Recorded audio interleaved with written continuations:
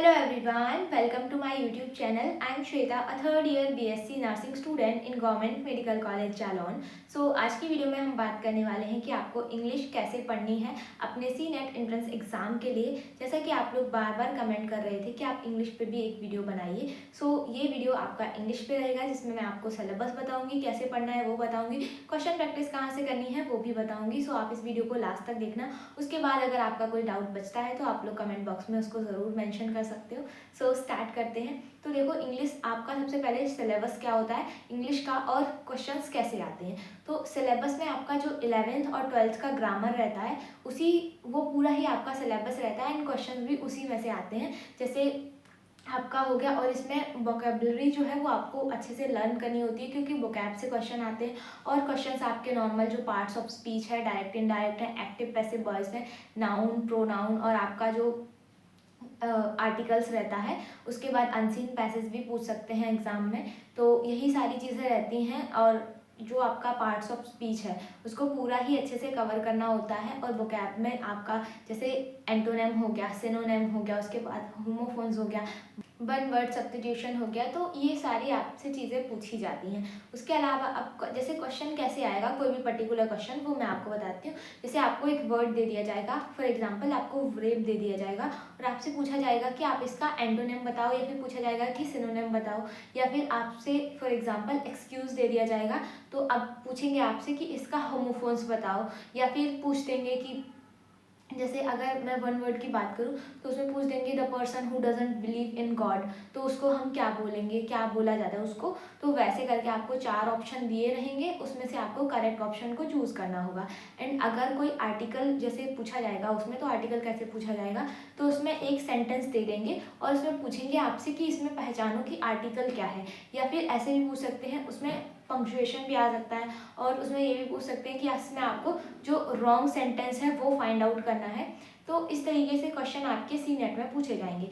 अब आपको ये सारी चीज़ें पढ़नी कहाँ से, तो आपके पास अगर 11th और 12th की कोई कंबाइंड बुक है जिसमें आपका ग्रामर दिया हुआ है, या फिर आपके पास कोई अलग से गाइड है, तो आप उसका यूज़ कर सकते हो। ठीक है, जहाँ पे आपको देखो वोकैब तो मिल ही जाएगी, उसके साथ आपको जो रूल्स वगैरह हैं ग्रामर के वो भी मिल जाएंगे। और अगर नहीं है, अगर जैसे आपने पहले कभी ट्यूशन वगैरह ली थी, उसकी अगर कोई नोटबुक है तो आप उससे पढ़ सकते हो। अगर वो भी नहीं है तो आप यूट्यूब पे लेक्चर्स देख सकते हो, बेसिक इंग्लिश ग्रामर के जो लेक्चर्स रहते हैं आप उनसे देखो, और आप मल्टीपल क्वेश्चन प्रैक्टिस करो, मतलब ज़्यादा से ज़्यादा क्वेश्चन प्रैक्टिस करो, क्योंकि क्वेश्चन प्रैक्टिस से ही आपकी काफ़ी चीज़ें इंप्रूव हो जाती हैं। अब जैसे मैं मेरी बात करूँ पर्टिकुलरली, तो मेरे पास 11th के लिए 11th और 12th में जो मेरे पास बुक थी कंबाइंड ग्रामर की, तो वो मैंने यूज़ करी थी। और मतलब मैं ट्यूशन भी जाती थी इंग्लिश के लिए, तो मेरे पास वो पूरी नोटबुक थी जिसमें रूल्स वगैरह थे, तो मैंने उससे पढ़ा था।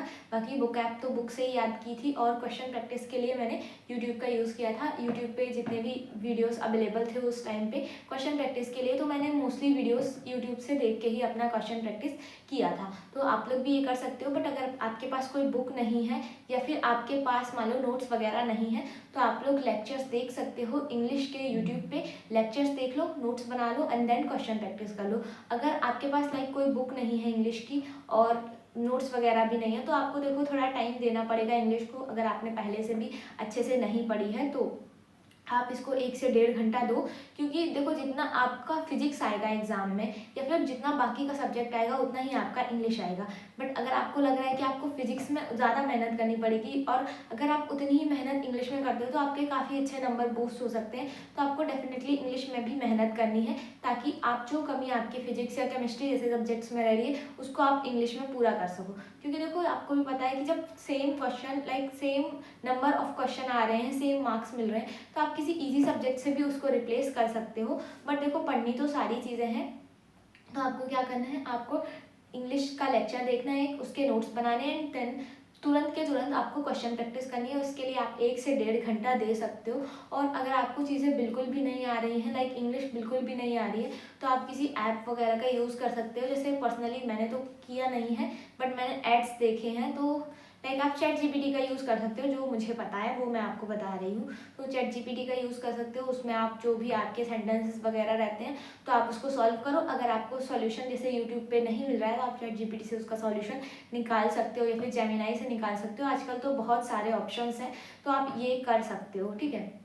और वही है कि ज़्यादा से ज़्यादा आपको क्वेश्चन प्रैक्टिस करनी है, क्वेश्चन प्रैक्टिस करो और जो वोकैबुलरी है उसको अच्छे से याद करो। काफ़ी स्टूडेंट्स क्या करते हैं कि वोकैबुलरी को स्किप कर देते हैं ये सोच के कि इसको जितना टाइम लगेगा याद करने में उतने में हम बाकी चीज़ें कवर कर लेंगे। बट अगर आप अभी से स्टार्ट करोगे याद करना तो आप लाइक 1 से 2 महीने में आपकी वोकैब काफ़ी अच्छी हो सकती है। और अगर आप टाइमली इसको सारी चीज़ों को कवर कर लेते हो, देन क्वेश्चन प्रैक्टिस कर लेते हो, तो आप उन काफ़ी लोगों को पीछे छोड़ सकते हो जो वोकैब को स्किप कर देते हैं। तो आपको पूरा अच्छे से कवर करनी है सारी चीज़ें, और सबसे इम्पॉर्टेंट है कि क्वेश्चन प्रैक्टिस करनी ही करनी है। बिना क्वेश्चन प्रैक्टिस के आपको नहीं समझ में आएंगे, आप चाहे कितना रूल्स पढ़ लो ग्रामर के, जब तक आप क्वेश्चन प्रैक्टिस नहीं करोगे तब तक चीज़ें आपको क्लियर नहीं होंगी।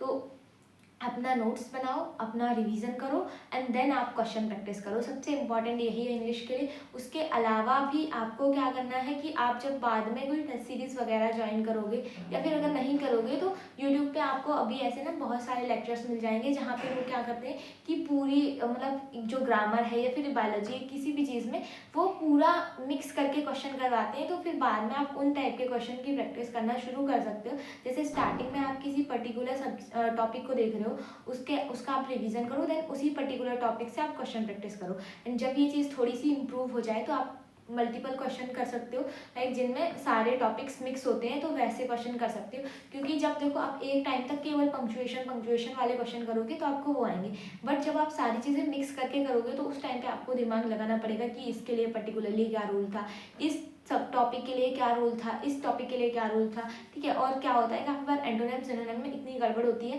कि हम एंटोनिम याद करते हैं, सिनोनिम से पूछा जाता है और हम कॉन्फिडेंस में उसमें एंटोनिम टिक कर देते हैं। तो ये सारी चीज़ें भी रहती हैं कि जब आप साथ में क्वेश्चन प्रैक्टिस करते हो कई सारे टॉपिक्स की मिला के, तो भी आपकी मेमोरी काफ़ी इम्प्रूव होती है। सो ये था इंग्लिश के बारे में। अगर आपको अभी भी कोई भी चीज़ समझ में नहीं आई है इंग्लिश में तो आप लोग कमेंट बॉक्स में पूछ सकते हो। बाकी आपको अगर ये वीडियो पसंद आई हो तो प्लीज़ वीडियो को लाइक कर देना, चैनल पर नए हैं तो सब्सक्राइब कर लो, और मिलते हैं किसी नए वीडियो में नए टॉपिक के साथ। तब तक पढ़ाई करते रहो। Bye bye.